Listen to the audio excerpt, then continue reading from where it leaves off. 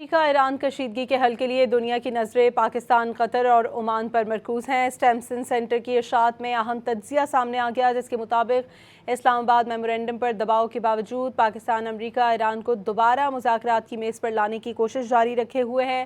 پاکستان اور قطر نے امریکہ ایران کو جنگ بندی اور مذاکرات کی طرف واپس لانے کے لیے مشترکہ تجویز پیش کی۔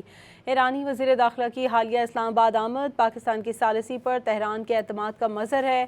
پاکستانی وزیر خارجہ کی جانب سے ایرانی ہم منصب کو اسلام آباد آنے کی دعوت امن عمل جاری رکھنے کا واضح عزم ہے۔ اسٹیمسن سینٹر کے مطابق پاکستان دونوں فریقوں کے لیے قابل اعتماد ثالث کی حیثیت سے امریکہ ایران رابطے میں اہم کردار ادا کر رہا ہے۔ واشنگٹن سے دفاعی روابط، تہران سے تاریخی تعلقات اور بیجنگ سے قربت پاکستان کو منفرد سفارتی حیثیت دیتے ہیں۔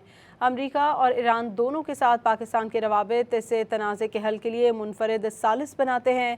پاکستان کی سفارتی طاقت محض رد عمل تک محدود نہیں ہے۔